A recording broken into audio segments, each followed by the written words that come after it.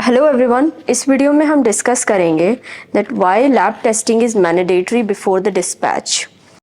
So first, एक container dispatch कर दिया अगर आपने, तो कस्टमर अगर आप इस चीज़ को चेक करके नहीं चलेंगे, अपने पैकेजिंग को, या रिजिड पैकेजिंग लाइन हो गई, फ्लेक्सिबल पैकेजिंग्स हो गई, तो वो मोस्ट ऑफ द मटेरियल जो चेक नहीं हुआ है, obviously in terms of rejection rate वो ज़्यादा होता है, लॉस प्रॉफिट वाइज भी होता है, and eight the same time reputation का भी लॉस होता है।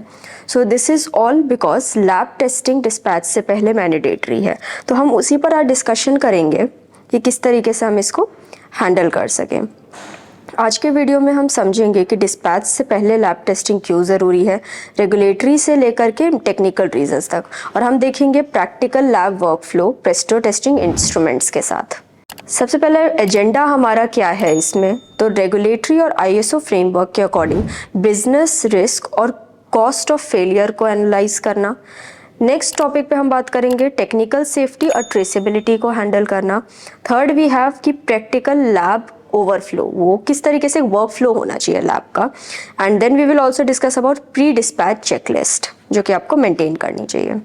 तो सबसे पहला है हमारे रेगुलेटरी रीजंस कि ISO 9001 जैसे स्टैंडर्ड्स में क्लियरली लिखा है कि डिस्पैच से पहले प्रोडक्शन का इंस्पेक्शन और वेरिफिकेशन होना चाहिए।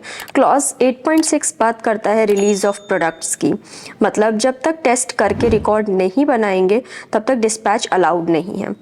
Apart from this we will discuss about business reason, testing skip करने का cost, returns, rework, warranty claims, legal penalties, और सबसे बड़ा कस्टमर ट्रस्ट का लॉस। रिकॉल एक बार हो गया तो हर शिपमेंट डबल इंस्पेक्ट करना पड़ता है। कॉस्ट सिर्फ पैसे के मामले में ही नहीं, ब्रांड डैमेज भी होता है। Apart from this we can discuss about technical reasons. Technically हर डिस्पैच से पहले टेस्टिंग में 5 चीज़ें इंश्योर होती हैं: स्पेसिफिकेशन की कन्फर्मिटी, फील्ड यूसेज की सेफ्टी, रॉ मटेरियल की consistency, performance under stress, and traceability and root cause analysis. ये सब बिना टेस्ट के गारंटी नहीं होता है। तो टेस्टिंग मीन्स कि आप एनालाइज कर रहे हो कि जो चीज़ आप करने वाले हो वो चीज़ जाने के लिए फाइन है कि नहीं, तो वो बहुत इंपॉर्टेंट होता है विदाउट प्रिपरेशन किसी भी चीज़ के पे वर्क करना। Apart from this we have lab workflow with Presto testing equipment. So इसके हमने कुछ steps बनाए हैं। The first step is acceptance criteria, test standard को डिफाइन करना, फॉर एग्जांपल ASTM को, ISO या कस्टमर की specifications.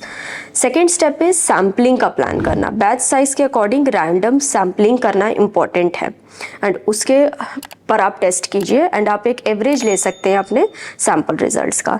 Then we have performance of test, we have different test in this section for the dispatch like box compression tester, packaging, load capacity का ASTM D642 के according या E-Star 2A और 3A के according. We have vacuum leak test for air tight package validation. We have seal strength और peel strength tester जिस पे आप seal integrity का एनालिसिस कर सकते हैं। We have tensile strength test for checking the material strength in terms of mechanical properties, and salt spray chamber. तो salt spray test में आप कोरोजन रेजिस्टेंस टेस्टिंग कर सकते हैं जिस as per ASTM B117। Apart from this the step number 4th is report and approve. तो operator का signature, date, instrument ID, सारी चीज़ें रिकॉर्ड होनी चाहिए। So that is also a part कि आप एक वर्कफ्लो किस तरीके से मैनेज कर सकते हैं। And last is non conformity and corrective action किस तरीके से आप लेंगे, corrective action also and preventive actions also. Fail हुआ तो टैग आप लगा सकते हैं, रूट कॉज फाइंड कर सकते हैं। जब तक corrective action and preventive actions नहीं लिए गए हैं तब तक आप डिस्पैच को रोक सकते हैं। इन चीज़ों को करने से आप काफ़ी ब्रांड वैल्यू को भी बचा सकते हैं, at the same time obviously profits को भी। And the last in our discussion agenda was pre dispatch checklist. So batch ID and test plan. Second can be standard and acceptance criteria. Third, you should focus on instrument calibration and status. Fourth is the result and sign off. Fifth is the action on non-conformance, and last is the CAPA tracking. इन चीज़ों को follow करने से आप ensure कर सकते हैं कि आपकी लैब टेस्टिंग भी एक्यूरेटली हुई है, एनालिसिस आपने बेटर किया है, एंड आप अपने डिस्पैच को एफिशिएंसी के साथ हैंडल कर सकते हैं।